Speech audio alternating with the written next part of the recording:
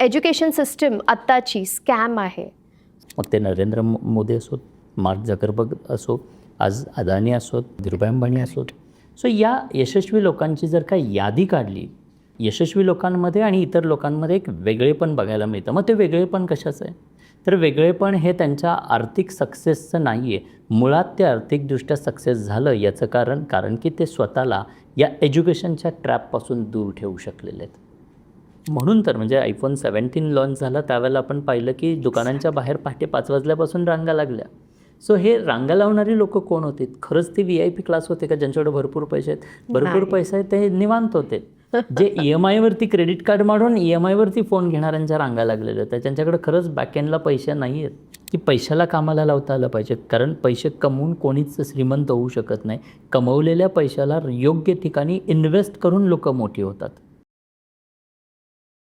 Hello hi नमस्कार, मी जयंती वाघधरे. मित्रांनो, 10वी नुकतीच झालेली आहे आणि 10वी नंतर आता पुढे काय हा प्रश्न तुम्हालाही पडला असेल आणि आपण सगळेच एका झोनमध्ये विचार करणारी माणसं आहोत. त्यामुळे मला वाटतं साधारण 80-90% लोकांनी हाच विचार केला असेल की आपण IT मध्ये जाऊ किंवा आपण अकॅडमिक्स रिलेटेड गोष्टींमध्ये पुढे करिअर करू. तुमच्या मुलाला तुम्हाला घडवायचं आहे. खूप महत्त्वाचा निर्णय आहे हा.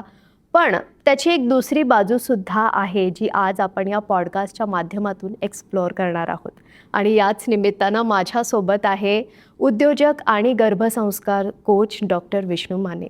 खूप खूप स्वागत आहे सर. नमस्ते मॅडम. एज्युकेशन सिस्टमवर एकूणच भाष्य करणारा हा पॉडकास्ट आहे. माझा पहिला प्रश्न खरं तर हाच आहे सर, की तुम्ही मला असं म्हटलं की एज्युकेशन सिस्टम आत्ताची स्कॅम आहे.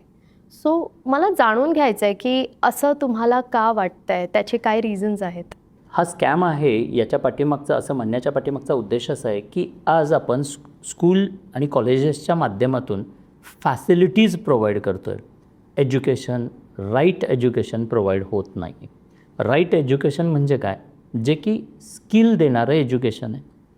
आणि त्याच्यावरती टॉपिकवरती आपण बोलणार की एक्झॅक्टली कोणतं एज्युकेशन आज पालक एक्सपेक्ट करत आहेत आणि कोणत्या पद्धतीचं एज्युकेशन स्कूल कॉलेजेसमधून दिलं जाते. सो स्कूल कॉलेजेसमध्ये दिलं जाणारं एज्युकेशन खऱ्या अर्थानं स्किल बेस्ड हे एज्युकेशन असायला पाहिजे. आत्ता आपण शिकत असणारा सिलेबस 5 वर्षानंतर 4 वर्षानंतर जेव्हा हा विद्यार्थी जॉबसाठी जातो तोपर्यंत तिथले आउटडेटेड ते एज्युकेशन शिकलेले स्किल्स हे आउटडेटेड झालेले असतात. कारण आज AIचा जमाना आहे. दररोज गोष्टी बदलत आहेत. आपण जर का 100 वर्षांपूर्वीचं टेलिफोन पाहिला आणि आजचा फोन पाहिला तर त्याच्यामध्ये खूप मोठा बदल आहे. 100 वर्षापूर्वीची व्हेकल पाहिली आणि आजची व्हेकल पाहिली तर त्याच्यामध्ये खूप मोठी परिवर्तन झालेलं आहे. पण 100 वर्षांपूर्वीची आमची क्लासरूम पाहिली आणि आजची क्लासरूम पाहिली तर क्लासरूममध्ये सुद्धा फारसा बदल झालेला नाही आहे. सिलॅबसमध्ये जो बदल व्हायला हवा होता तो बदल झालेला नाही आहे. आत्ताची जर परिस्थिती पाहिली तर 10वीचे एक्झाम झाल्या 15 दिवसाच्या आतमध्ये तुमच्या JEE नीटसाठीच्या प्रिपरेशन स्टार्ट होतात.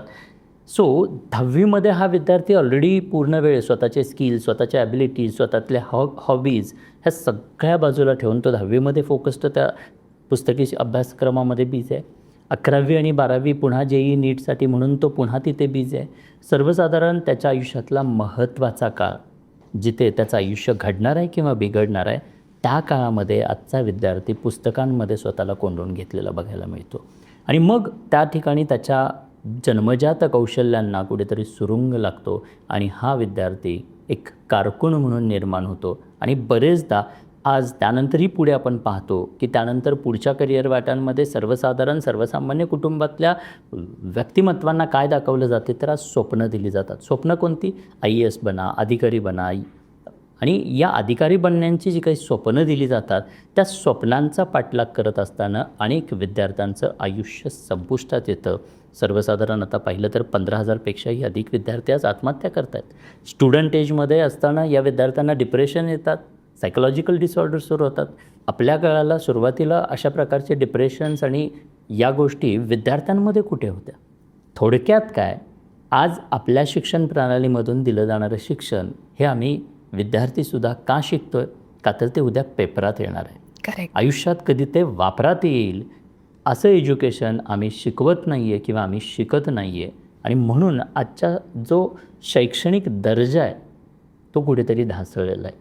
मी शैक्षणिक सिस्टीमला, एज्युकेशन आणि त्या असणाऱ्या सिस्टीमला कुठेतरी दोष देतो आहे, एज्युकेशनला कधीच दोष देत नाही. कारण Correct. डॉक्टर बाबासाहेब आंबेडकर जसे म्हणतात की शिक्षण हे वाघिणीचे दूध आहे आणि जो तो पिईल तो गुरगुरल्याशिवाय राहणार नाही. सो शिक्षण मस्टच आहे. पण तुम्ही शिक्षण कशाचं घेताय, कोणत्या दर्जाचं शिक्षण घेताय, दॅट मॅटर्स. आणि Correct. म्हणून मला वाटतं की आज पालक जेव्हा विद्यार्थी 10वीत असतो, तो 11वीत जाणार आहे, तर तिथे जर का दिशा द्यायला चुकला तर त्या विद्यार्थ्याची दशा झालेली पाहायला मिळते. आणि म्हणून हा आयुष्यातला सर्वात महत्त्वाचा टप्पा असतो. आपण वेळ आणि पैसा वाया घालवतो, इथे देत असतो. आणि मग या टप्प्यामध्ये जर का राईट डिसिजन्स घेता आल्या नाहीत, आत्ता मला वाटतं की पालकांना निर्णय घेण्याची गरज आहे. समोर सगळ्या गोष्टी आहेत, याच्या माध्यमातून तुम्हाला अनेक गोष्टी तपासता येणार आहेत. या विषयाला थोडंसं मी एक्सटेंड करतो कारण प्रश्न खूप महत्त्वाचा आहे. आज जगभरामधला कोणताही यशस्वी व्यक्ती जर आपण पाहिला, मग ते नरेंद्र मोदी असोत, मार्क झकरबर्ग असो, आज अदानी असोत, अंबानी, धीरूभाई अंबानी असोत. सो या यशस्वी लोकांची जर का यादी काढली तर या लोकांमध्ये, यशस्वी लोकांमध्ये आणि इतर लोकांमध्ये एक वेगळेपण बघायला मिळतं. मग ते वेगळेपण कशाचं आहे?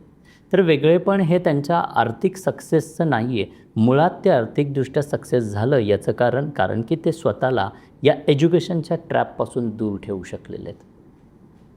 आणि म्हणून ते आज या यशाच्या शिखरावरती पोचलेले आहेत. बरेचदा जन्मजात बालकांमध्ये काय आहेत की युनिकनेस आहेत, युनिक ॲबिलिटीज आहेत. पण जेव्हा रटलं गेलेलं, त्याच पद्धतीमध्ये डिझाईन केले गेलेलं त्या एज्युकेशन सिस्टीममधून आपण सर्वांना एकाच प्रवाहातून घेऊन चाललेलं आहे.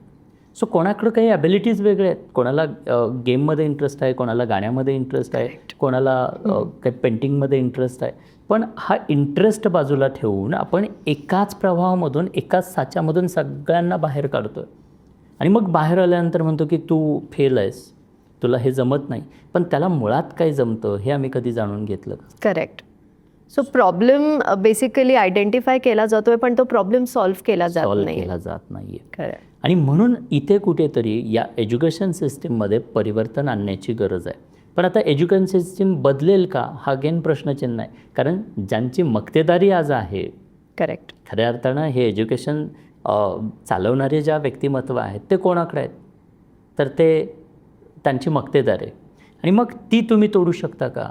नाही तोडू शकत आहेत. आणि जर का असं स्किल देणारं एज्युकेशन जर का सुरू झालं, सगळेच जर या प्रवाहामध्ये आले, तर मग हे बिझनेसेस चालणार कसे? आणि म्हणून जो वेगळा ॲस्पेक्ट आहे की जिथे तुम्ही शाळेबाहेरचं एज्युकेशन, जसं रामानुज जर आपण पाहिलं तर विशेष म्हणजे भारतातले गणितज्ञ आहेत ते. पण गणितज्ञ असतानासुद्धा त्यांचं जर का गणित सोडून इतर विषयांमधलं प्रावीण्य तपासलं असतं किंवा सर्टिफिकेटच्या बेसिसवरती जर त्यांना कुठे जॉब मिळवायचा असता, तर मला वाटतं की त्यांना कुठेही जॉब मिळाला नसता. अगदी शिपायाची नोकरीसुद्धा करता आली नसती या आत्ताच्या एज्युकेशन सिस्टीमप्रमाणे. पण ते मॅथ्समध्ये उत्कृष्ट होतं. त्यांना फक्त मॅथ्सच फॉलो करायचं होतं आणि म्हणून ते त्यातले तज्ज्ञ बनले गेले. आज अशा पद्धतीनं तुम्हाला ज्या गोष्टी येतात त्या गोष्टी शाळेमध्ये शिकवल्या जात नाहीत किंवा त्याच्यासाठी असणारं प्रोत्साहन दिलं जात नाही. आम्ही डिझाईन केलेल्या त्या पॅटर्नमधूनच, त्याच साच्यांमधून सर्वच्या सर्व विद्यार्थ्यांना घेऊन जातो. खरं. आणि मग इथे कुठेतरी आपल्या मिस्टेक्स होत आहेत. मग हे स्किल्स तुम्हाला तुमचे कसे ओळखता येतील? जसं तुम्ही म्हटलं की 10वी नंतर आपण मग IAS, IT आणि ह्या सगळ्या रॅट रेसमध्ये सगळेच धावतो. पण मग दुसरीकडे उद्योग, बिझनेस हा एक वेगळा मार्गसुद्धा आहे. पण सगळ्यांनाच तुमच्यासारखे मार्गदर्शक भेटतील असं नाही आहे. त्यामुळे आजच्या या पॉडकास्टमधून त्या सगळ्यांना मला वाटतं हे मार्गदर्शन देण्याचं खूप मोठं कार्य तुमच्या हातून घडावं. अगदी बरोबर आहे. कारण आज टीचर्सची नाही तर म्हणजे मेंटर्सची गरज आहे. कारण तुमचा मुलगा आज ऑलराऊंडर नसला तरी चालेल. मी तर म्हणतो तो म्हणजे नसावाच, पण तो मास्टर असावा, एका गोष्टीतला मास्टर असावा. आज तुम्हीच बघा, तुम्ही पॉडकास्ट किंवा या सगळ्या इंडस्ट्रीमध्ये आहात, तुम्ही एक गोष्ट फोकस केलीत, आज संपूर्ण महाराष्ट्र तुम्हाला ओळखतोय. सो तुमच्यातल्या असणारा जो स्पार्क होता याच्याबद्दलचं तुमच्या संपूर्ण एज्युकेशन सिस्टीममध्ये याबद्दलचं काही एज्युकेशन तुम्हाला मिळालं का? 12वीपर्यंत काही यातलं शिकलात का? काहीच किंवा डिग्रीपर्यंत? काहीच नाही. पण तुम्ही कुठेतरी पॅशनेट होता, तुमच्यातल्या काहीतरी हॉबीज होत्या, त्या नर्चर केल्या, त्या सांभाळल्या, त्या सांभाळता आल्या इनफॅक्ट तुम्हाला, म्हणून आज तुम्ही या पद्धतीनं स्वतःचं वेगळं अस्तित्व निर्माण करू शकला. विचार करा की आज जे स्किल तुमच्याकडं आहेत किंवा तुम्ही डेव्हलप केले, हे स्किल जर नसते तर आज तुमच्याकडे असलेल्या सर्टिफिकेटच्या बेसिसवरती तुमचं अर्निंग आणि तुमची लाईफस्टाईल कशी असते? ॲब्सोल्युटली. खूप महत्त्वाचा प्रश्न आहे हा. मग हे कशामुळे झालं? आणि हे तुम्हाला तुमचं स्किल्स जपता आले याचं कारण कदाचित तुमच्या आईवडिलांनी तुम्हाला प्रेशर नाही केलं की तू IITच कर. ॲब्सोल्युटली. आणि त्या प्रेशर कुकरमध्ये जर का टाकलं असतं, तुम्ही 3-4 वर्ष IAS IPS हो किंवा IIT कर म्हणून जर का त्या प्रेशर कुकरमध्ये तुमचे 5-7 वर्ष गेले असते तर तुमच्यातले हे कलागुण तेव्हाच मरून गेले असते. So true. खरं. 3 इडियट पिक्चर खरं तर त्या पिक्चरच्या माध्यमातून एवढं छान प्रबोधन समाजाचं भारतीय या म्हणजे लोकांसाठी एवढं सुंदर प्रबोधन केलं गेलेलं आहे. बट आपण एंटरटेन म्हणून त्या पिक्चरकडं पाहिलं. रियालिटीमधून किती पालकांनी त्यातून बोध घेतला आणि किती पालकांनी आपल्या मुलांना तिकडे टाकलं. मी आज स्वतः, माझा मुलगा जस्ट आत्ता 10th झालेला आहे, तो 11वीला जातो आहे. 96% कालच रिझल्ट्स आले. वाव. बट मी डिसिजन घेतलेलं आहे की मला त्याला कॉलेजला नाही पाठवायचं, मला त्याला उद्योजक घडवायचं आहे. मला सर्वांना आज या टॉपिकच्या माध्यमातून मला एकच गोष्ट सांगायची आहे की आज JEE नीट IAS IPS CA हे म्हणजे ठराविक तो पॅटर्न बनलेला आहे. सगळेच तिकडे चालले, तिकडे अशी गर्दी लागलेली आहे. खरं. एका सीटसाठी लाखो लोक फॉर्म भरत आहेत. इवन मला असंही आता पाहिलं, मी परवा गावी गेलेलं असताना मला आमचाच एक जवळचा रिलेटिव्ह मी पाहिलं, चर्चा करत होतो. तो इंजिनिअरिंग केलं आहे आणि आता काम काय करतो आहे तर गव्हर्नमेंट जॉब आहे म्हणून कोर्टामध्ये शिपायाचं काम आहे. सिक्युरिटी शोधतात. सो मग त्या इंजिनिअरिंगमध्ये तुम्ही काय शिकलात? जर शिपायाचंच काम करायचं होतं तर इंजिनिअरिंग कशाला करायचं होतं? ॲब्सोल्युटली. हे आपल्या एज्युकेशन सिस्टीमचं फेल्युअर आहे. तुम्ही इंजिनियर घडवलाच नाही आहे. रियालिटीमध्ये जर इंजिनियर घडवला असता तर त्यांना आज स्वतःचं काहीतरी अस्तित्व निर्माण केलं असतं. रिअल इंजिनिअरिंग त्याला शिकताच आलं नाही आणि म्हणून तो आज शिपाई म्हणून काम करतो. तो कॉन्फिडन्स, इंजिनिअरला इंजिनिअर असल्याचा कॉन्फिडन्स आमची एज्युकेशन सिस्टीम देते का? नाही देत आहे. आणि म्हणून तर मग शिपायाचं काम करा. गव्हर्नमेंट सर्व्हिस म्हणजे सिक्युअर सर्व्हिसमध्ये, नोकरीमध्ये जर अंबानी साहेबांनी आज कुठेतरी धीरूभाई अंबानीने जर का नोकरी केली असती तर रिलायन्सचं एम्पायर उभं राहिलं असतं का? मग तुमच्या घरातलाही एखादा कोणीतरी अंबानी बनावा, त्यांच्यासारखं स्वतःचं व्यक्तिमत्व करता यावं, यासाठी मला वाटतं की एक दुसरा मार्ग आज प्रत्येक पालकाकडे उपलब्ध आहे. म्हणजे आज 10वी झालेल्या प्रत्येक पालकासमोर 2 पर्याय उपलब्ध आहेत. एक पर्याय जिकडे ही भीड पूर्णपणे सुरू आहे, IIT JEE नीट CA ह्या सगळ्या MBA ह्या सगळ्या गोष्टी, इकडे एक भीड आहे. आणि एक दुसरा मार्ग आहे, तो म्हणजे उद्योजकतेचा मार्ग. आणि जर का या उद्योजकतेच्या मार्गानं जर तुमचा विद्यार्थी गेला तर मला वाटतं की भविष्यातला एखादा अंबानी या रस्त्यावरून घडू शकेल. आज मराठी माणसाचं अस्तित्व उद्योगधंद्यामध्ये पुन्हा एकदा संपुष्टात आलेलं आहे. मला नेहमीच प्रकर्षानं सांगावं वाटतं, छत्रपती शिवाजी महाराजांनी ज्यावेळेला हिंदवी स्वराज्य बनवण्याचा संकल्प केला किंवा आईनं संकल्प केला, राष्ट्रमाता जिजाऊ माँसाहेबांनी हा संकल्प केला. का संकल्प केला हिंदवी स्वराज्याचा? कारण त्यावेळेला आपलं कोणतं अस्तित्व नव्हतं. आपण लोक कोणासाठी तरी लढत होतो. मरणारी लोकं आपलीच होती, मारणारी लोकं आपलीच होती. सो आपलीच लोकं आपल्याच रक्ताच्या नात्यांचा बळी घेत होते. आईनं जेव्हा हे पाहिलं त्यावेळेला आईला लक्षात आलं हे का होतं? का तर आज आमचं कोणतं अस्तित्व नाही, आमचा कोणता राजा नाही, आमचं कोणतं स्वराज्य नाही आहे.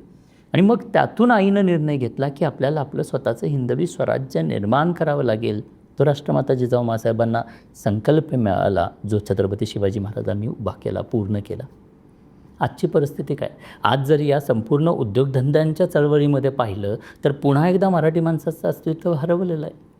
मग या ठिकाणी जर का ते छत्रपती शिवाजी महाराज आज पुन्हा एकदा जन्माला येतील ना, तर यावेळेला ते हातात तलवार घेऊन नाही तर हातात तराजू घेऊन येतील. कारण मराठी माणसाचं अस्तित्व पुन्हा एकदा या उद्योगधंद्यांच्या साम्राज्यामध्ये कुठेच नाही राहिलेलं. ते निर्माण करायचं असेल तर हातात आज तराजू घ्यावा लागेल. उद्योगधंद्यांमधलं अपॉर्च्युनिटीज आज खूप छान आहेत.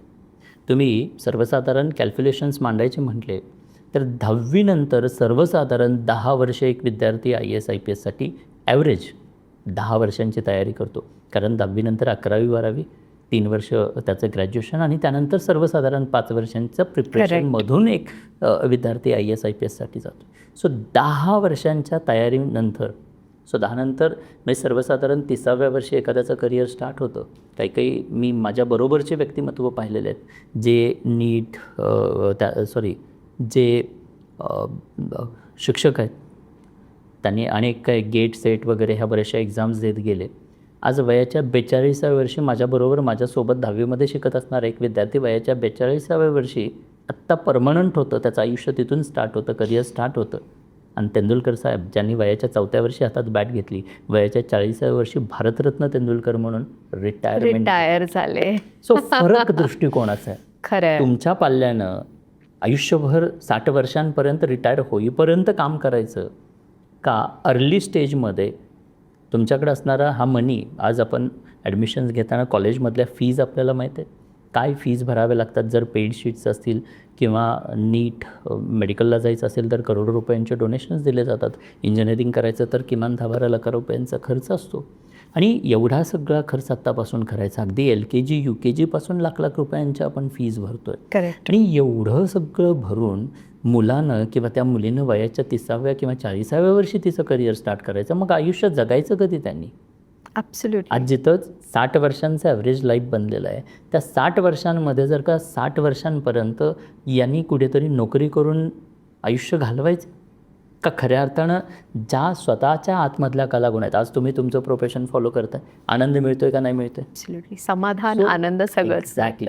सो माणसाला फायनली आयुष्यात काय हवं आहे? आनंदच हवा आहे ना. आणि आनंद कशातून मिळतो? जी तुमची पॅशन आहे. ॲब्सोल्युटली. मग त्या पॅशन्स फॉलो केल्या गेल्या पाहिजेत आणि पॅशन्समधून जी पॅशन्स असते त्याच्याच रिलेटेडचा एक उद्योग निर्माण होतो. आज मी पॅशनेट होतो 10th पासून. हिप्नॉसिस, सबकॉन्शियस माइंड या गोष्टींचं मला वेड होतं, सायकोलॉजीचं वेड होतं. बट सायकोलॉजीनं पुढं काय होतं माहीत नव्हतं. पर्याय नाही. बरोबरचे विद्यार्थी इंजिनिअरिंगला गेले म्हणून मी इंजिनिअरिंगला गेलो. करेक्ट. बट आज माझं जे काही करिअर आहे, माझं जे काही अर्थार्जन आहे, व्हॉटएव्हर मला जो काही आनंद मिळतो, नेम फेम मनी जी मिळते ती कशातून मिळते? इंजिनिअरिंगच्या सर्टिफिकेटमधून मिळते का? तर नाही, बिलकुल नाही. कारण माझ्या प्रोफेशनचा आणि माझ्या इंजिनिअरिंगचा दूरपर्यंत संबंध नाही आहे. संबंध कशाचा आहे? तर माझ्या पॅशनचा. लहानपणापासून मला ज्या गोष्टींची आवड होती त्या गोष्टी मी प्रॅक्टिस करत राहिलो. इंजिनिअरिंगसोबत त्याही गोष्टी मी करत राहिलो आणि त्या ज्या गोष्टी मी नर्चर केल्या, सांभाळल्या, म्हणून आज मला माझं स्वतःचं अस्तित्व निर्माण करता आलं. ॲब्सोल्युटली. हेच जर माझ्या आईवडिलांनी सुद्धा मला त्या प्रेशर कुकरमध्ये टाकलं असतं, 5 वर्ष तुला नीट करायचं आहे, JEE करायचं आहे, त्या प्रेशर कुकरमध्ये जर आला असतो तर त्या प्रेशरमध्ये माझ्या ज्या काही हॉबीज होत्या, माझ्या आवडीनिवडी होत्या, त्या कदाचित कुठेतरी हरवल्या असत्या. खरं. आणि मग नॉर्मली आत्ता आपल्या प्रत्येक जो विद्यार्थी या प्रेशर कुकरमधून जातो आहे, या रस्त्यानं जातो आहे, तो स्वतःच्या क्षमता हरवून बसतो आहे आणि मग त्याचं रूपांतर कुठे डिप्रेशनमध्ये येतं आणि मग सुसाईड करावं लागतं किंवा आज बेकारी प्रचंड वाढलेलं आहे. परवा मी एक रिसर्च वाचत होतो की भारतामध्ये सर्वसाधारण या एज्युकेशन सिस्टीममधून ग्रॅज्युएट होऊन बाहेर पडलेल्या विद्यार्थ्यांना किती % विद्यार्थ्यांना म्हणजे बेरोजगार राहावं लागतं आहे? तर तो आकडा आहे 40%. ग्रॅज्युएट झालेल्यांपैकी 40% विद्यार्थी आज बेरोजगार आहेत.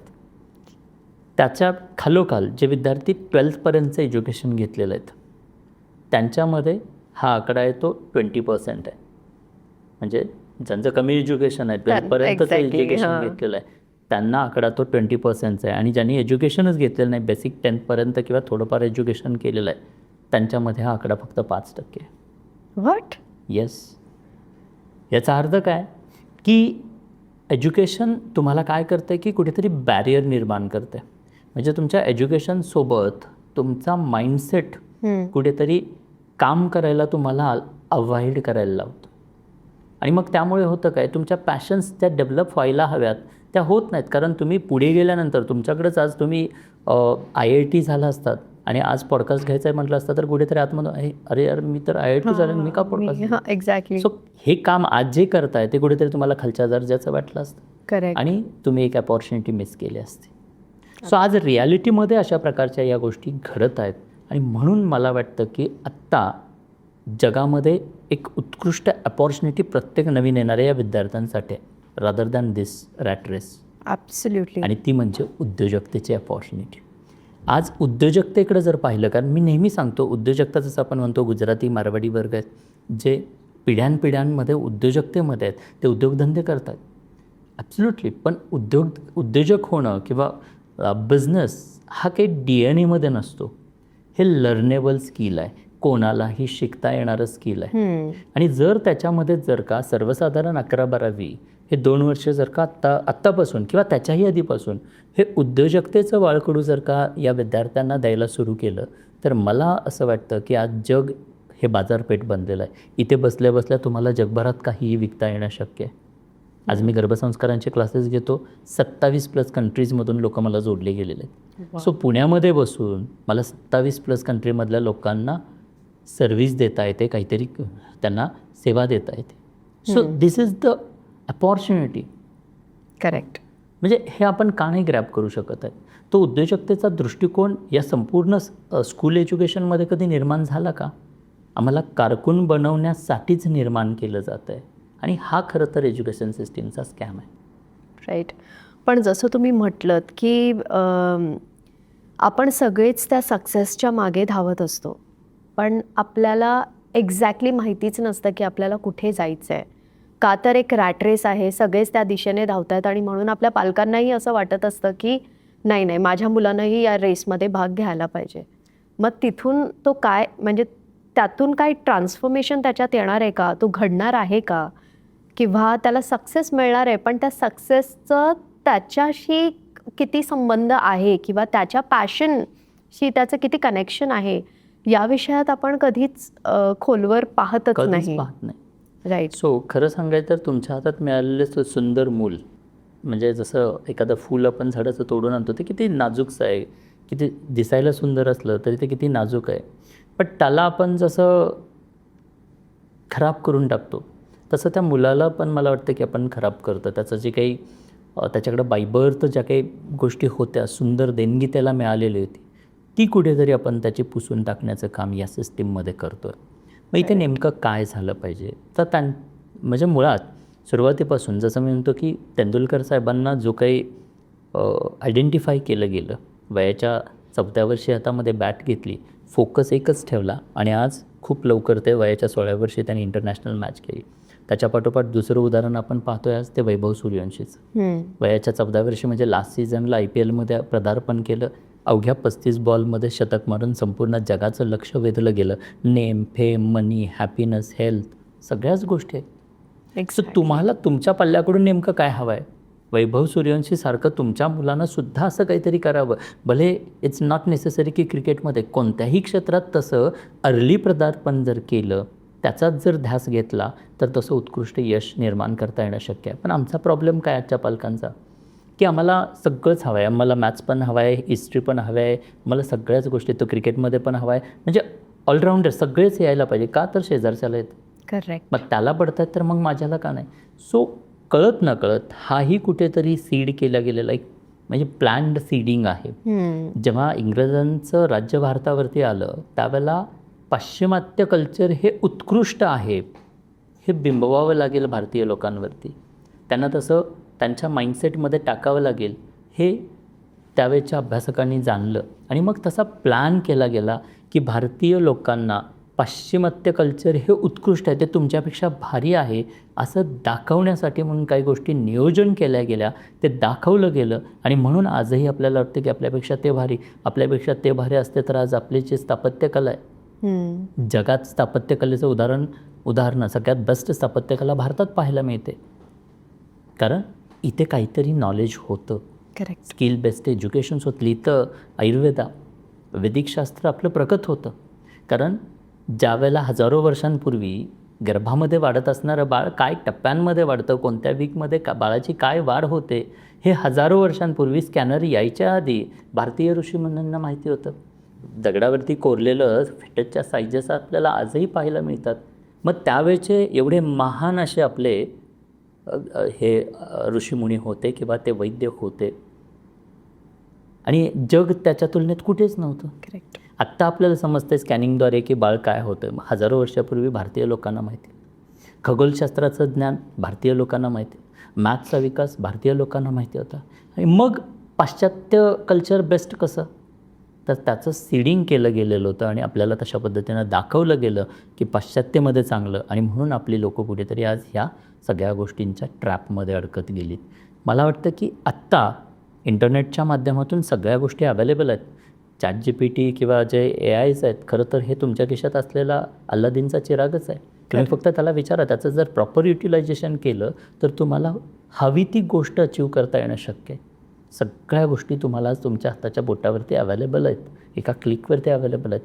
आत्ता मात्र मग हे सगळं काही अवेलेबल आहे, त्याचं योग्य युटिलायझेशन करून खरंच एक चांगलं व्यक्तिमत्व घडवायचं, काही या रॅट रेसमध्ये टाकून, प्रेशर कुकरमध्ये टाकून त्याच्यातल्या सगळ्या त्या चांगल्या गोष्टींचा ऱ्हास करायचा, हा पालकांनी निर्णय घेण्याची गरज आहे.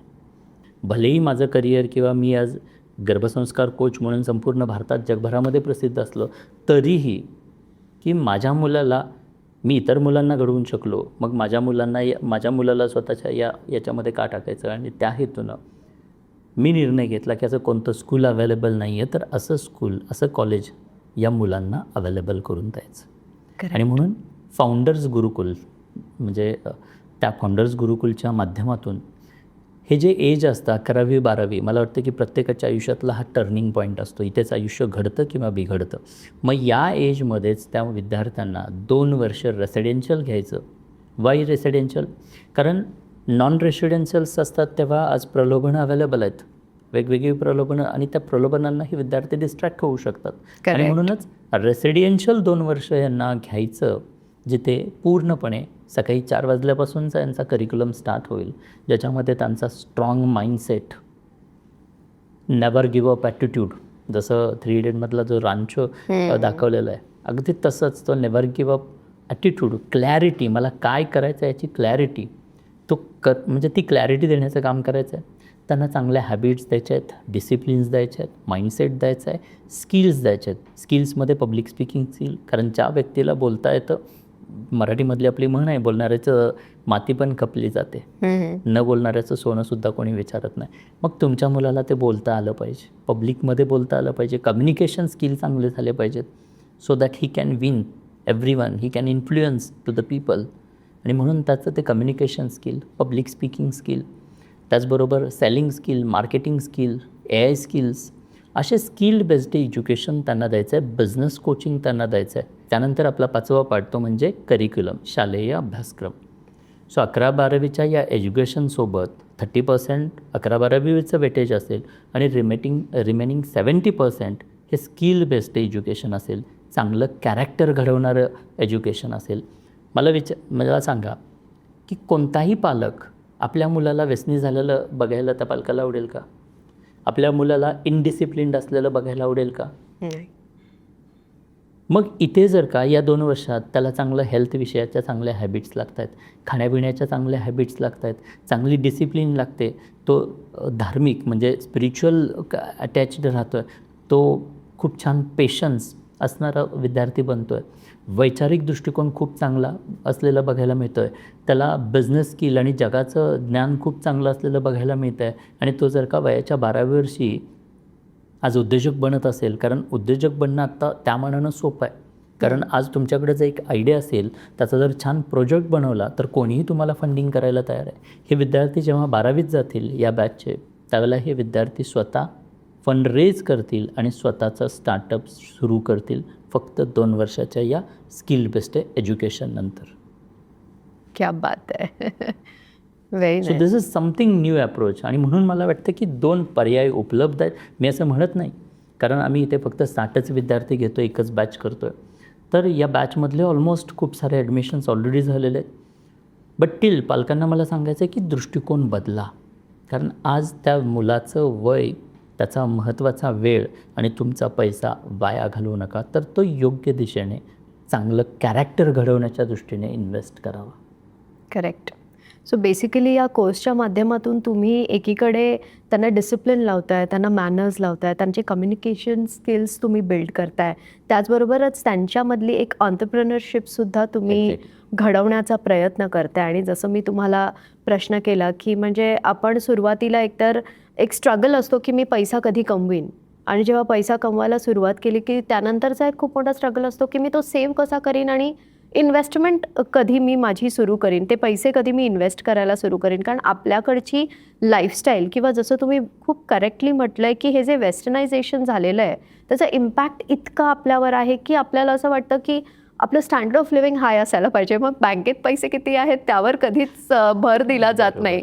आणि स्टँडर्ड ऑफ लिव्हिंग हाय असण्यासाठीची जी एक वेगळी रॅट रेस सुरू आहे की जिथे मला या ब्रँडचेच कपडे हवेत आणि मला हेच शूज हवेत आणि मला जर मी हा सिनेमा पाहिला नाही तर याचा अर्थ मी मूर्ख आहे. हा जो एकूणच हा जो ट्रॅप आहे विच व्हेरी राईटली सेड, मला वाटतं या out of the box thinking करणं खूप गरजेचं आहे आणि त्यासाठी असं मार्गदर्शन मिळणं हे खरंच खूप गरजेचं आहे. मेंटॉरशिप ही काळाची गरज आहे. इथनं पुढे मेंटर्सची गरज आहे. तेंडुलकर साहेबांना मेंटर मिळाला, चरकर नावाचे मेंटॉर मिळाले. आपण वैभव सूर्यांचंच उदाहरण घेतलं तर वडील खंबीरपणे मुलाच्या मागे उभे राहिले. शेतकरी असताना त्यांनी काय काय केलं नाही पण मुलाच्या मागे खंबीरपणे उभारले. जसं म्हणजे यांनासुद्धा समाजाने विरोध केला. जसं मी उमेरचं उदाहरण दिलं, ज्यावेळेला आई खंबीरपणे उभी राहिली की त्याला इकडे जाऊ दे, या कोर्सेससाठी जाऊ दे, त्यावेळेला उमेरसोबत असणारे इतर विद्यार्थी, त्यांचे पालक किंवा स्वतः घरातले सगळे मंडळी, मामा असतील, रिलेटिव्ज असतील, या सगळ्यांनी आईला वेड्यात काढलं. अरे काय करायला चाललेस, त्या विष्णुवानाच्या नादाला लागून पोराचं भविष्य तू बिघडवायला चाललंस. इथंपर्यंतचं टॉन्टिंग झालं. पण ज्यांनी टॉन्टिंग केलं तीच लोक आज खूप ॲप्रिशिएट करतात, सांगतात की येस यू वॉज राईट, तू बरोबर होतीस आणि तुझा एक निर्णय तुझ्या मुलाला खूप. कारण आजही उमेरच्या बरोबरचे विद्यार्थी अजून स्टेबल झालेले नाही आहेत, अजूनही ते शिकत आहेत. शिक्षण पूर्ण झाल्यानंतर 15 नाही 20,000 रुपयांचा कुठेतरी ते जॉब करतील. एक्झॅक्टली. मार्क जुकरबर्ग म्हणतात ना, मी कॉलेजमध्ये कधीच टॉपर नव्हतो पण माझ्या कॉलेजचे सगळे टॉपर्स आज माझ्या कंपनीत जॉबला आहेत.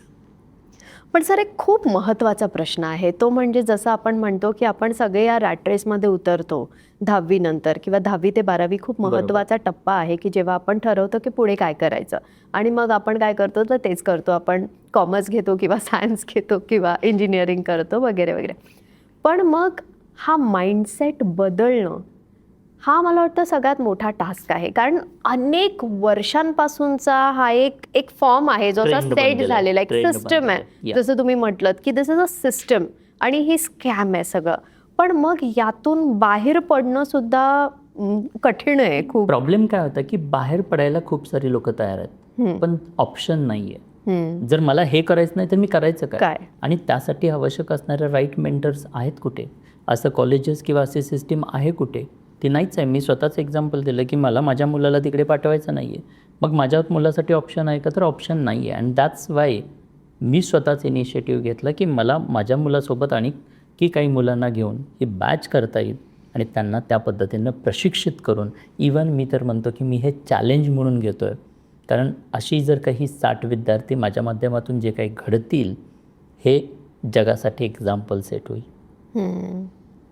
भारतासाठी एक्झाम्पल सेट होईल आणि त्यानंतर मला वाटतं की ह्या लोकांचा ओढा या दृष्टीने वाढला जाईल. क्या बात आहे. आणि जेव्हा इथली संख्या वाढेल, जे ट्रेन तुम्ही करणार आहात ज्या मुलांना, मे बी ती संख्या वाढल्यानंतर आपण एक नवीन सिस्टम मे बी तयार करू आणि त्यातून तयार होईल असं मला वाटतं. कारण भारतात असा ट्रेंड येतो, लोक सुरुवातीला वेड्यात काढतात एखाद्या कन्सेप्टला असतील, एखाद्या गोष्टीला असतील, पण जेव्हा ती प्रूव्ह होते तेव्हा डेफिनेटली मला वाटतं की भारतातली लोक लगेच फॉलो करायला पण सुरुवात करतात. Correct correct.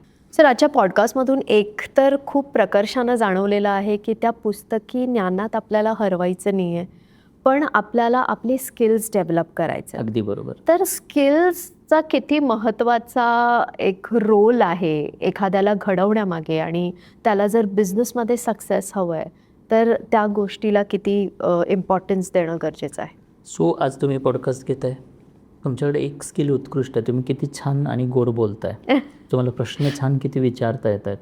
सो हे तुमच्याकडे आलेलं स्किल आहे. कदाचित हे तुम्ही कॉलेजमध्ये नाही शिकलात बट बाय बर्थ असेल किंवा ऑब्झर्वेशन्समधून असेल किंवा तुमची हॉबी पॅशन म्हणून तुम्हाला ते आलं आणि ते स्किल होतं. त्याच स्किलचं तुम्हाला बिझनेसमध्ये रूपांतर करता आलं. मला माझ्याकडे स्किल होतं त्याला बिझनेसमध्ये रूपांतर करता आलं. तसं प्रत्येकाकडं काही स्किल्स आहेत. पण त्या स्किल्समध्ये आम्ही मध्यंतरी काही प्रयोग केले की टॉप 100 जगातली लोकं घेतलीत आणि त्या टॉप 100 लोकांचं जेव्हा ऑब्झर्वेशन केलं की ही टॉप 100मध्ये का पोचलीत, कोणत्या कारणानं पोचलीत, तर त्याच्यामध्ये असं लक्षात आलं की काही पॅटर्न्स आहेत. म्हणजे त्यांच्याकडं असणारे स्किल्स आणि त्या स्किल्समुळे, ना की कोणत्या सर्टिफिकेटमुळे ते तिथे पोचलेले आहेत, एक्झॅक्टली. ते स्किल्समुळे पोचलेले आहेत. मग ते स्किल्स कोणते आहेत? तर जसं सगळ्यात महत्त्वाचं communication skill, public speaking skill, selling skill, marketing skill. So हे असे काही टॉपचे स्किल्स आहेत, जे टॉपचे स्किल जर असतील तर तुम्हाला कोणत्याही, म्हणजे प्रोडक्ट मॅटर करत नाही, कोणत्याही गोष्टींचा व्यवसाय करता येऊ शकतो. आज AIचं स्किल, हे आता AIचं स्किल नॉर्मली कॉलेजला आपण पाठवतो मुलाला, आपण तिकडे AI शिकवतो, पण तिथे शिकत असणारा AI तो कॉलेजमधून बाहेर येतो त्यावेळेला आउटडेटेड झालेला असतो, जॉबसाठी त्याचा उपयोग नसतो. सो कोणतं स्किल शिकलं पाहिजे? बिझनेससाठी तुमच्याकडे असणाऱ्या स्किलचा प्रचार आणि प्रसार करता यावा, त्याचा लोकांना बेनिफिट करून देता यावा, यासाठी आवश्यक असणारे सगळे स्किल्स शिकले गेले पाहिजेत. याच्यामध्ये अजून एक महत्त्वाचं स्किल, मगाशी पण आपण बोलता तो विषय राहिला, तो म्हणजे financial management skill. Yes, of course. आपण अनेक लोकांची उदाहरणं पाहिलीत की विनोद कांबळी एका पीकला होते, भरपूर पैसे कमवत होते आणि आज त्यानंतर अचानकपणे एकदम वॅनिश झालेल्या परिस्थिती. राजपाल यादव एवढं मोठं एक्झाम्पल, बट अचानकली बँकरप्ट आणि जेल. कित्येक उदाहरणं आपल्याला पाहता येते.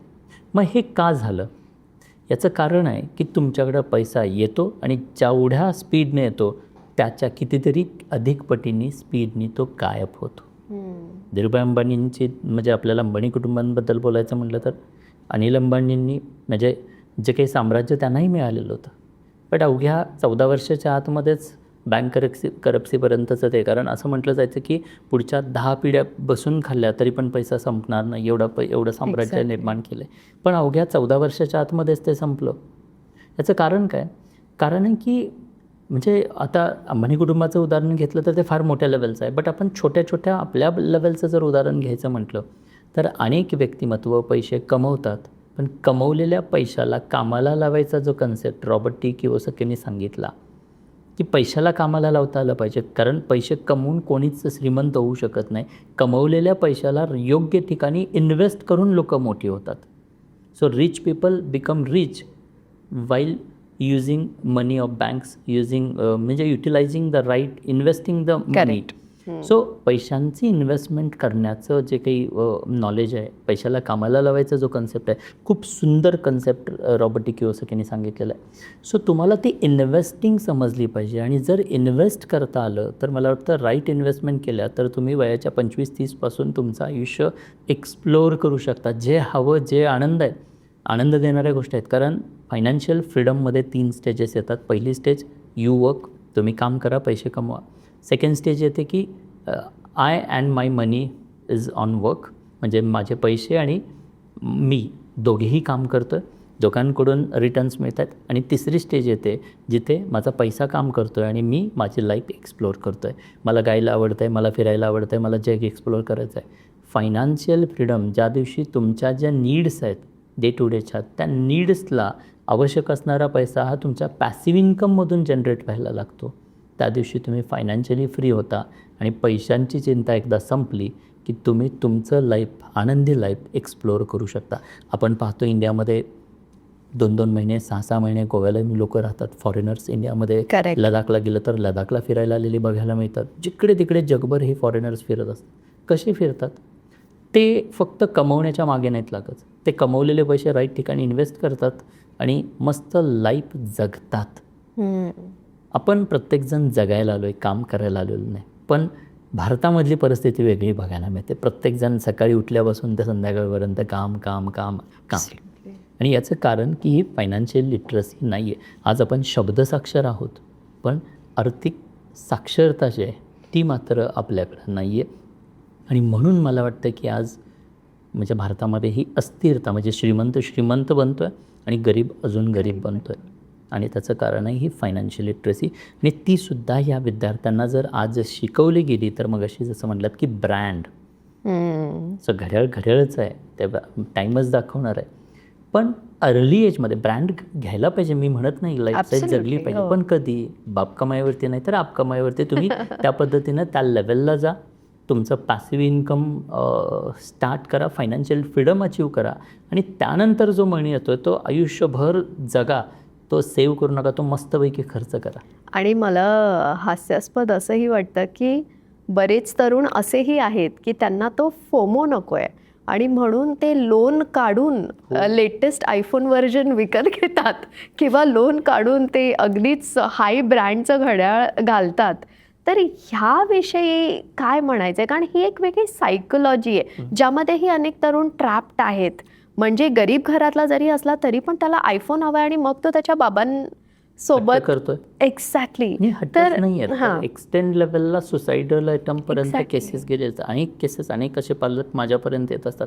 याचं कारण काय की प्रत्येक जण म्हणजे तुम्हाला इन्फ्लुएन्स करतोय. आज टी व्हीवरती एखादी ॲड होते, त्या ॲडमधून तुम्हाला इन्फ्लुएन्स केलं जातं आहे. सो कल्चर कुठेतरी असं वेगळं ग्लॅमर दिला जातो त्याला ॲडव्हर्टिजमेंटच्या माध्यमातून आणि मग हे मुलं त्याकडे अट्रॅक्ट होतात. आणि मुलांमधल्या पण चर्चा मग त्याच असतात, अरे तुझ्याकडं नाही आहे, मग तू लो ग्रेडेड आहेस. मग म्हणून तर म्हणजे आयफोन 17 लॉन्च झाला त्यावेळेला आपण पाहिलं की दुकानांच्या बाहेर पहाटे 5 वाजल्यापासून रांगा लागल्या. सो हे रांगा लावणारी लोक कोण होते? खरंच ते VIP क्लास होते का ज्यांच्याकडे भरपूर पैसे आहेत? भरपूर पैसे आहेत ते निवांत होते. जे EMI वरती क्रेडिट कार्ड मारून EMI वरती फोन घेणाऱ्यांच्या रांगा लागलेल्या आहेत, त्यांच्याकडे खरंच बॅकएंडला पैसे नाही आहेत. उद्या काय करणार आहे जेवणाची भ्रांत आहे, बट अशी लोक तिकडे रांगा लावून उभा होतील. नाही, याचं कारण काय? याचं कारण की सो कॉल्ड ग्लॅमरस तुम्हाला गोष्टी दाखवल्या गेलेत. रिॲलिटी वेगळी आहे. लोकांनी रिॲलिटी अंडरस्टँड केली. मी सिम्पल सांगतो की रिॲलिटी काय आहे. जसं पुण्यामध्ये यबले अमृततुल्य रातोरात ब्रँड बनला, म्हणजे चहामध्ये क्रांती घडवली. आता तो 10 रुपयाचा चहा पण करोडो रुपयांचं साम्राज्य निर्माण करता आलं फक्त एका चहाच्या माध्यमातून. सो तुमच्याकडं काय असलं पाहिजे? स्किल, मार्केटिंगचं स्किल त्यांच्याकडं होतं, बिझनेसचं स्किल त्यांच्याकडं होतं, विक्रीचं कौशल्य त्यांच्याकडं होतं. त्यांनी त्या चहाला ब्रँड बनवला आणि स्वतःचं साम्राज्य निर्माण केलं. त्यासाठी कोणती डिग्री लागली का? येवलेंना कोणाचं सर्टिफिकेशन लागलं का ब्रँड बनण्यासाठी? नाही. आज भारतातल्या अनेक गोष्टी आहेत ज्या ब्रँड आहेत. सो ब्रँड कोणी बनवले? अनएज्युकेटेड मी म्हणेन किंवा लेस अनएज्युकेटेड नाही बट स्किल्ली एज्युकेटेड, स्किल्ली एज्युकेटेड लोकांचे ब्रँड बनले. करेक्ट. म्हणजे त्यांना विदेशात जाऊन बिझनेस स्कूल ऑफ मॅनेजमेंटमध्ये जाऊन ॲडमिशन घेऊन ते शिक्षण घेऊन इथे प्रूव्ह करायची गरज लागलेली नाही आहे. त्यामुळे हे सगळं जे आहे हे खरं तर फेक आहे. हा एक ट्रॅप आहे. एक्झॅक्टली. पण आता एक स्पष्ट प्रश्न तुम्हाला करायचा, तो म्हणजे तुम्हीही आता जेव्हा बोलत होता तेव्हा तुम्ही प्रॉब्लेम आयडेंटिफाय केलेला आहे. बरोबर. पण हा प्रॉब्लेम सॉल्व्ह होणार आहे का? हा मला वाटतं खूप महत्त्वाचा प्रश्न. मी खरं सांगू ना, या विषयावरती काम अनेक वर्ष झालं करतो आहे. कारण सर्वसाधारण 2008 पासून विद्यार्थी विकासासाठीचं काम मी पुण्यामध्ये सुरू केलं. आणि त्याचं कारणही असं आहे, विश्वास नांगरे पाटील साहेबांचा एक व्हिडिओ मी पाहिला. मी शेतकरी कुटुंबातून आहे, शेतकऱ्याचा मुलगा आहे. आणि पुण्यामध्ये आल्यानंतर तो व्हिडिओ पाहिला आणि मी टाटा मोटर्सला जॉबला होतो तेव्हा. आणि व्हिडिओ पाहिल्यानंतर मला वाटायचं की यार आपल्यालाही असं काहीतरी बनता आलं असतं. माझ्याकडं पण तशी पर्सनॅलिटी होती, मलाही असं काहीतरी करता येणं शक्य होतं. बट रिॲलिटीमध्ये मी असं काही करू शकलेलो नव्हतं. याचं कारण का? मग याचं कारण जेव्हा शोधायचं त्यावेळेला एकच गोष्ट मला आठवायची की मला कोणी स्वप्न दिले नाहीत, मला कोणी मार्गदर्शक नाही भेटले, तुला या मार्गानं जाता येईल, तुला असं काहीतरी करता येईल. आणि म्हणून मी ते बनलो नाही. आणि मग तो विचार मला सातत्यानं म्हणजे पिंच करायचा. आणि मग एक दिवस असाच विचार आला की यार ठीक आहे ना, तुला तेंडुलकर बनता आलं नाही म्हणून काय झालं, तू आचरेकर बनून पाठीमागून येणाऱ्या विद्यार्थ्यांना मार्गदर्शक म्हणून काम करू शकतोस. आणि त्या विचारातनं माझ्यामध्ये परिवर्तन झालं. तोपर्यंत मी एक खूप शाय व्यक्तिमत्व होतो. तिथून आय डिसाईड की मला या विद्यार्थ्यांसाठी काम करायचं आहे. आणि म्हणून मी आचरेकर बनून या विद्यार्थ्यांना मार्गदर्शनाचं काम सुरू केलं. आणि ते मार्गदर्शन 2008 पासून एवढं छान सुरू झालं. शेकडो हजारो विद्यार्थी माझ्याकडे येतात, मार्गदर्शनासाठी यायचे. आज गर्भसंस्कारांवरती फोकस्ड असल्यामुळे आजही दिशा नावानं माझे लोणावळ्यामध्ये काही या विद्यार्थ्यांसाठी बॅचेस होतात. आणि त्यांना वेगळा दृष्टिकोन देण्याचं काम मी या कार्यशाळेच्या माध्यमातून करत असतो. मग हा जो काही माझा एक्सपिरियन्स होता, त्याच एक्सपिरियन्समधून जे विद्यार्थी माझ्याकडं सुरुवातीपासून होते, आज जेव्हा या विद्यार्थ्यांना मी पाहतो, शाळेबाहेरचं म्हणजे शाळेत म्हणतात ना की काटकोन त्रिकोण चौकोन शिकवला जातो, पण आयुष्याला जो हवा असणारा दृष्टिकोन आहे, सकारात्मक दृष्टिकोन आहे, तो दृष्टिकोन देण्याचं काम, शाळेबाहेरचं एज्युकेशन देण्याचं काम मी केलं. आणि त्यातनं माझे हजारो विद्यार्थी, शेकडो विद्यार्थी घडले गेले. 2020मध्ये मी सुपर 20ची बॅच केली. ही बॅच का केली तर उद्योजक घडवणारी ही बॅच होती. सुपर 30 पिक्चरला मी इन्स्पायर झालो आणि मला रिअलाईज झालं की माझ्यासारख्या लोकांची गरज आहे आणि म्हणून मी ही सुपर 20ची बॅच केली आणि त्या बॅचमध्ये आलेल्या विद्यार्थ्यांना उद्योजकतेचे धडे मी दिले आणि त्या उद्योजकतेच्या धड्यांमुळे जे स्किल बेस्ड एज्युकेशन होतं, ज्याच्यामध्ये communication skill, public speaking skill, finance, money management skills, habits, discipline, अशा काही गोष्टींचं एज्युकेशन जेव्हा मी दिलं, त्याच्यातून प्रॅक्टिकली मी त्या प्रवाहातून त्या विद्यार्थ्यांना घेऊन गेलो. त्यावेळेला असं लक्षात आलं की या विद्यार्थ्यांचा माइंडसेट आज बदललेला आहे, त्यांचा दृष्टिकोन बदललेला आहे, पैशाबद्दलचा त्यांचा असणारा अप्रोच बदललेला आहे आणि आज हे विद्यार्थी सांगायला खूप आनंद होतो आहे की खूप छान पद्धतीनं डेव्हलप झालेले आहेत. त्यातली म्हणजे महिमा ढाके माझी एक विद्यार्थिनी आहे. 10th होती तेव्हा ती, जेव्हा सुपर 20 सुरू होतं आणि 10th असतानाच काही वडिलांचं, कोरोनाचा तो काळ होता, त्याच्यामध्ये वडील गेले. वडिलांचा खूप मोठा बिझनेस होता, म्हणजे हजारो करोडांचं बिझनेस वडील सांभाळत होते आणि अचानक वडील गेल्यामुळे जो काही कुटुंबावरती आघात झाला, त्या आघातामध्ये त्या कुटुंबामध्ये दुसरं कोणीच नाही. आईनं कधी ऑफिस पाहिलेलं नाही आहे, मुलगी लहान आहे, 10th आहे, मुलगा त्याहूनपेक्षा लहान आहे, घरी पाहणारं कोणीच नाही आणि हजारो कोटींचा बिझनेस वडील करत होते. वडील अचानक गेल्यानंतर जो काही आघात झाला, त्या आघाताला लीड करण्याचं काम त्या महिमानं केलं, 10th असणाऱ्या या विद्यार्थिनीनं केलं आणि ती त्याच्यातून आईला, संपूर्ण घराला बाहेर काढू शकली आणि ती आत्ता लॉ फायनल इयरला आहे. इव्हन ती GSTमध्ये गर्भसंस्कारांसाठी ती लीड कोच आहे आज. सो 10th असणारी विद्यार्थी, तिचा दृष्टिकोन बदलल्यामुळे ती फाईट करू शकली, ती उभा राहू शकली, शिवाय घरालाही सांभाळू शकली. त्याचबरोबर आज डॉक्टर सायली त्या खूप सुंदर आज हजारो महिलांना त्याचं गाईड करत आहेत गर्भसंस्कारांच्या माध्यमातून. उमेर माझा विद्यार्थी खरं तर सुपर 20 आला तेव्हा तो एवढासा होता. 10वीमध्ये त्याची आई मार्कशीट आणि उमेरला घेऊन आलेली. आईने विचारलं की सर, हे मार्कशीट, हा उमेर आणि आता तुम्हाला डिसिजन घ्यायचं आहे, याचं करिअरचं काय करायचं. मी आईला विचारलं, खरंच मी डिसिजन घ्यायचं आहे. आई म्हटली की हो सर, तुम्ही सांगाल तेच आम्हाला करायचं आहे, तुम्ही डिसाईड करा. सो त्यावेळेचा डिसिजन मी त्या आईला खूप म्हणजे मानतो. कारण का, मी आईला सांगितले की मॅडम, तुम्ही त्याला जर मीच डिसिजन घ्यायचं असेल तर तुम्ही त्याला 11-12वी आर्ट्सला ॲडमिशन घ्या, तेही पार्ट टाईममध्ये. 87% मार्क्स होते त्याला. पार्ट टाईममध्ये 11-12वी करायला लावलं. आईनं ते ऐकलं. तो मुलगा माझ्याकडे त्या म्हटलं 2 वर्ष.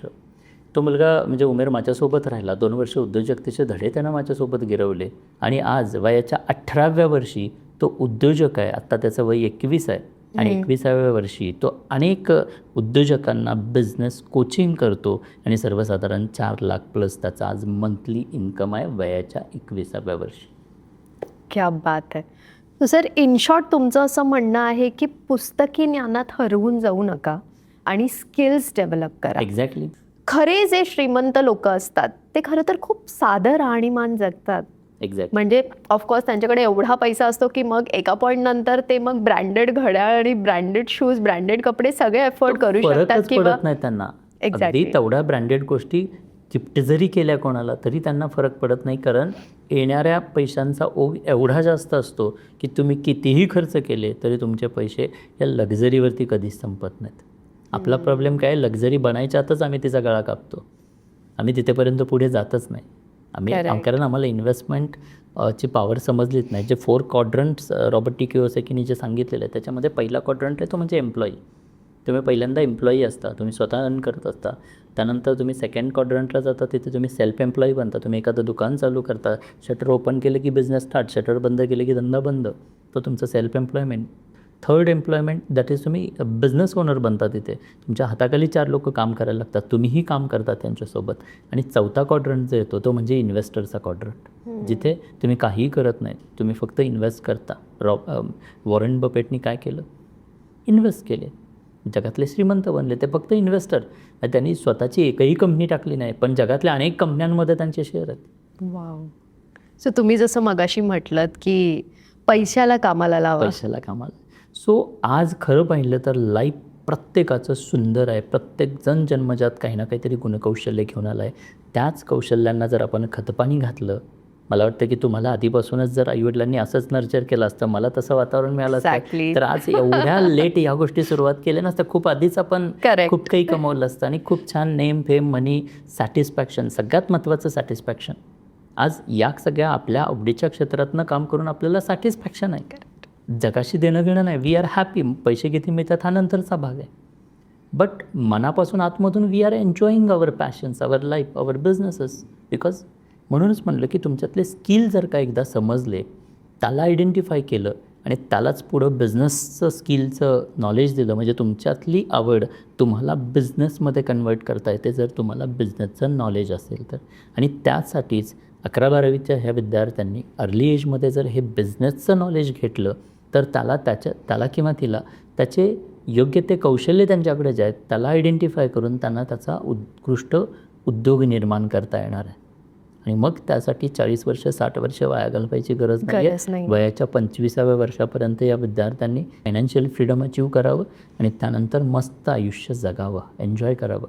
माझं स्वप्न आहे की या बॅचमधून पुढे भवितव्यातला एखादा अंबानी, भवितव्यातला एखादा अदानी, भवितव्यातला एखादा असा उत्कृष्ट उद्योजक या बॅचमधून निर्माण होईल अशी माझी आशा आहे. क्या बात आहे सर. म्हणजे किती करेक्ट आहे हे की वेळेवर तुम्हाला एक चांगला मेंटॉर मिळणं तुमचं आयुष्य खरं तर बदलू शकतं. म्हणजे मी स्वतःचंच उदाहरण सांगीन तर 10वी केल्यानंतर मला माहीत नव्हतं काय करायचं. माझ्या नेबर्सनी, माझ्या मित्रमंडळींनी कॉमर्स घेतलं, मीही कॉमर्स घेतलं. माझ्या आईबाबांनी कधीच माझ्यावर प्रेशर टाकलं नाही. मी कॉमर्स घेतलं, मी 5 वर्ष ग्रॅज्युएट झाले आणि जेव्हा मी जर्नलिझममध्ये ॲडमिशन घेतलं तेव्हा मला कळलं की अरे मी का इतकी वर्ष हे शिक्षण घेतलं, कारण याचा आणि याचा काही संबंधच नाही आहे. एक्झॅक्टली. सो मेंटॉरशिप वेळेवर मिळणं म्हणजे कदाचित मी माझे पॉडकास्ट लवकर सुरू केले असते, मी जर्नलिस्ट लवकर झाली असते आणि मला अजून वेळ मिळाला असता. बट येस, पण ॲटलिस्ट मला असं वाटतं की महत्त्वाची गोष्ट जी तुम्ही म्हणताय की स्किल ओळखा आणि ते डेव्हलप करा, ते माझ्या बाबतीत देवाच्या कृपेने झालं, पण अनेकांच्या बाबतीत ते घडत नाही आहे आणि that is the main problem. जे घडतं ना इतरांच्या बाबतीत ते अनावधानानं घडतं. जसं तुम्ही आत्ताच बोललात की मला फॅमिलीकडून कधीच प्रेशर नव्हतं. ते प्रेशर नव्हतं म्हणून आज ॲटलिस्ट त्या स्टेजला, म्हणजे उशिरा का होईना पण ते करता आलं. अनेकांच्या लाईफमध्ये हे प्रेशर अर्ली स्टेजमध्ये पासूनच चालू होतं. 10वीपासूनच प्रेशर चालू होतं की तुझी बोर्डाची पहिली एक्झाम, आणि तिथून जे प्रेशर चालू होतं या संपूर्ण ट्रॅपमधून त्याला किंवा तिला बाहेर पडता येत नाही आणि मग अनेकांची आयुष्य इथे उद्ध्वस्त होतात. Exactly. Thank you so much sir. आज इतकं छान मार्गदर्शन तुम्ही केलेलं आहे आणि मला खरंच एक खूप अलार्मिंग गोष्ट आहे, खूप चिंताजनक गोष्ट आहे की आपला तरुण हा आपल्या देशाला पुढे रिप्रेझेंट करणार आहे आणि त्याचीच जर वाट हरवलेली असेल तर पुढे काय होणार. त्यामुळे त्याला तो योग्य मार्ग त्याचा सापडणं खूप गरजेचं आहे आणि त्यामुळेच खरं तर आपली जी एज्युकेशन सिस्टम आहे आणि जसं सरांनी खूप राईटली म्हटलं आहे की स्किल डेव्हलपमेंट याकडे फोकस्ड असणं खूप गरजेचं आहे. आणि नक्कीच सर तुमचं मार्गदर्शन अनेकांच्या कामी येणार आहे, आपल्या प्रेक्षकांच्या. थँक्यू सो मच आणि असंच मार्गदर्शन आम्हाला करत राहा. Thank you so much. Right time right decisions. मला वाटतं की या पॉडकास्टमुळे काही लोकांच्या आयुष्यात परिणाम घडेल आणि भविष्यात एखादा विद्यार्थी, एखादा पालक तुमच्यापर्यंत पोहोचो की मॅडम तुमच्या एका पॉडकास्टमुळं आमचं मुलगा किंवा मुलगीचं आयुष्य बदललं. बस मला वाटतं की त्या दिवशी तुमचं किंवा माझंही आयुष्य. Absolutely sir, absolutely. Thank you. Thank you so much.